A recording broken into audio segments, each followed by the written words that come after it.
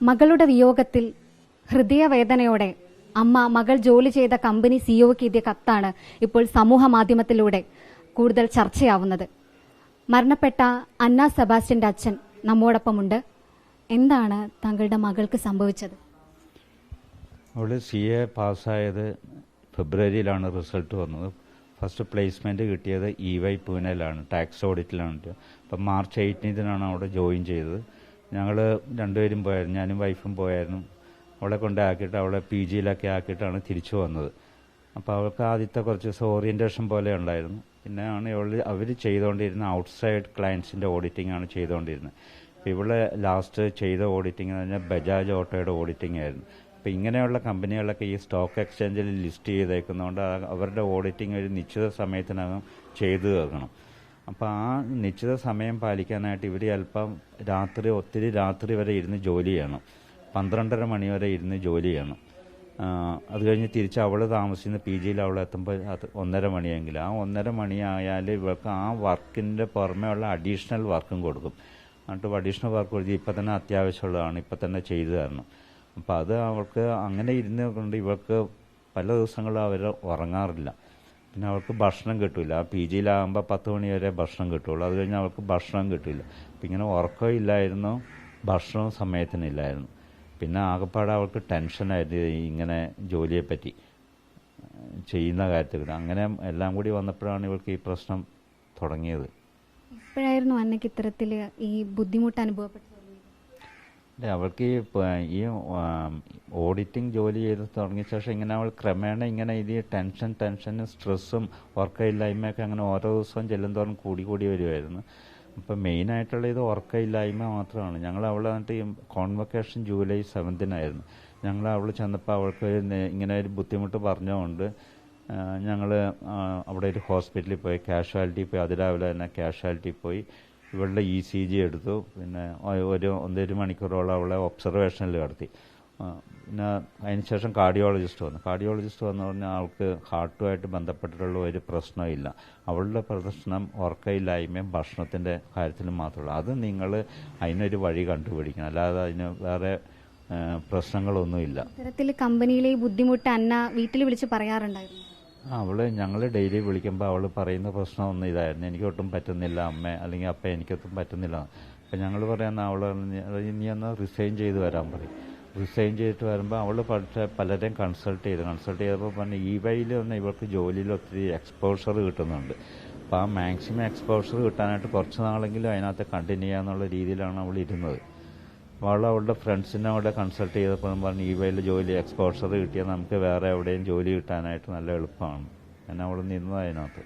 ഇത്തരത്തിൽ അന്നയ്ക്ക് ഈ കുഴഞ്ഞു വീണ സമയത്ത് ഈ EYയിൽ നിന്ന് അവരുടെ യാതൊരുവിധ റെസ്പോൺസും ഇല്ലായിരുന്നു എന്നൊക്കെ കത്തിൽ പറയുന്നുണ്ട്.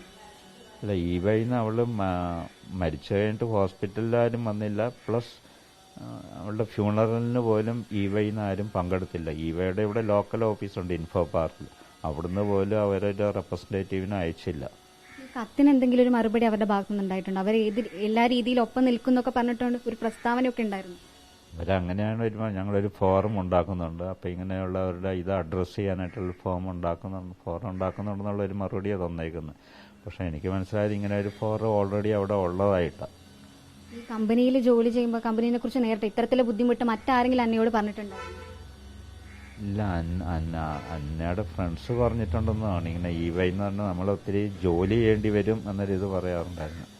ഒത്തിരി ഇരുന്ന് ജോലി ചെയ്യേണ്ടി വരും, മറ്റു കമ്പനികളെ പോലെ അല്ല എന്ന്. കാരണം ഇവരുടെ ക്ലയൻസ് എന്ന് പറഞ്ഞാൽ അങ്ങനെയുള്ള ഇന്ത്യയിലെ ഏറ്റവും വലിയ കമ്പനികളൊക്കെയാണ് ഇവരുടെ ക്ലയൻസ്. അപ്പം അതുപോലെ തന്നെ നമ്മൾ ജോലിയും ചെയ്യേണ്ടി വരും. എന്താ ഇനി ചെയ്യാൻ പോകുന്നത്? അതായത് ഇത്തരത്തിലുള്ള പ്രശ്നം, ജോലിഭാരം, ഇത്തരത്തിൽ ഭയങ്കര ബുദ്ധിമുട്ടൊക്കെ അനുഭവപ്പെടുന്ന ഒരുപാട് പേരുണ്ട്. അപ്പോൾ അന്നെ അതിന് ഇരയാക്കപ്പെട്ടിരിക്കുക. അപ്പോൾ നിങ്ങൾക്ക് എന്താണ്? അപ്പം ഞങ്ങൾ ലെറ്റർ എഴുതിയത് ഞങ്ങളൊരു ലീഗൽ നടപടി എടുക്കാൻ വേണ്ടിയിട്ടല്ല ഞങ്ങൾ ലെറ്റർ എഴുതിയത്. ഇനി വരുന്ന പിള്ളേർക്ക് EY മാത്രമല്ല ഏത് കോർപ്പറേറ്റിലാണെങ്കിലും ഇങ്ങനെ ഒരു പ്രശ്നം ഉണ്ടാകാതിരിക്കാൻ വേണ്ടിയിട്ടുള്ള നടപടികൾ എടുക്കാനാണ് ഗവൺമെൻറ് ഭാഗത്തു നിന്നും ഗവൺമെൻറ് ഇടപെടേണ്ട കേസാണെങ്കിൽ അങ്ങനെ ഒരു പ്രശ്നം ഉണ്ടാകാതിരിക്കാനായിട്ടാണ് ഇങ്ങനെ ഒരു ലെറ്റർ അയച്ചത്. അമ്മയുടെ മാനസികാവസ്ഥ നമുക്ക് ഊഹിക്കാൻ പറ്റുന്നതാണ്. അപ്പം എങ്ങനെയാണ് അവരിപ്പോൾ? പുള്ളിക്കാരന് ഞങ്ങളിപ്പോൾ രാവിലെ ഹോസ്പിറ്റലിൽ പോയിട്ട് വരും. ഇന്ന് രാവിലെ ഭയങ്കര തലകറങ്ങി വീണു. അപ്പം ഞങ്ങൾ ഹോസ്പിറ്റലിൽ കാഷ്വാലിറ്റി പോയിട്ട് ഇപ്പോൾ ജസ്റ്റ് വന്നതേ ഉള്ളൂ. കരിയറിനെ അന്നെ എങ്ങനെ കാണുന്നത്, അന്നേനെ കുറിച്ചൊന്ന് പറയൂ. അതായത് അത്രയും പാഷനേറ്റ് ആയിട്ട് ഇത് ജോലിനെ കണ്ടുകൊണ്ടാണല്ലോ ഇത്രയും കാലം ഇത്രയും പ്രശ്നം ഉണ്ടായിട്ട് അവിടെ പിടിച്ചു നിന്നത്. അതെ, അന്നയെ പറ്റി അന്നയുടെ ഈ ഒരു ഹാർഡ് വർക്കിനെ കുറിച്ച്, അന്നെ ഇത്രയും ബുദ്ധിമുട്ടുണ്ടായിട്ടും ജോലി ഭാരം, ഉറക്കം ഇല്ലായ്മ, ഭക്ഷണം കിട്ടായ്മ, എന്നിട്ടും അന്നെ പിടിച്ചു നിന്നല്ലോ. അപ്പം അതിനെക്കുറിച്ച് എന്താ?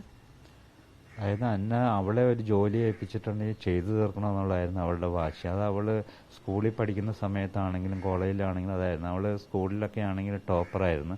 അവൾക്ക് എപ്പോഴും ഫസ്റ്റ് ആകണം എന്നൊരു ഇതായിരുന്നു. കോളേജിലാണെങ്കിലും അവൾ ടോപ്പറായിരുന്നു.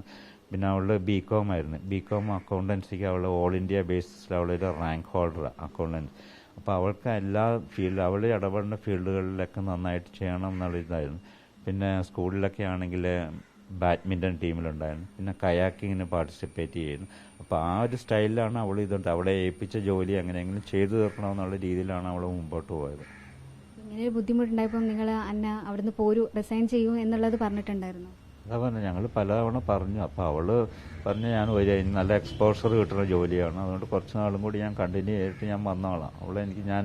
അവൾ പലതവണ വന്നിട്ടും വരായിരുന്നതുകൊണ്ട് ഞാൻ ഒരിക്കലും അവൾക്കൊരു മെസ്സേജ് അയച്ചാൽ നീ പലതവണ വരാത്തതുകൊണ്ട് ഞങ്ങൾ രണ്ടുപേരും നേരിട്ട് വരുവാണ്, ഓഫീസിലുമായിട്ട് നിന്നെ വിളിച്ചുകൊണ്ട് വരുവാന്ന്. അപ്പോൾ അവൾ എനിക്ക് വോയിസ് മെസ്സേജ് അയച്ച് ഞാൻ എങ്ങനെയായാലും ഓഗസ്റ്റ് 1 വരും.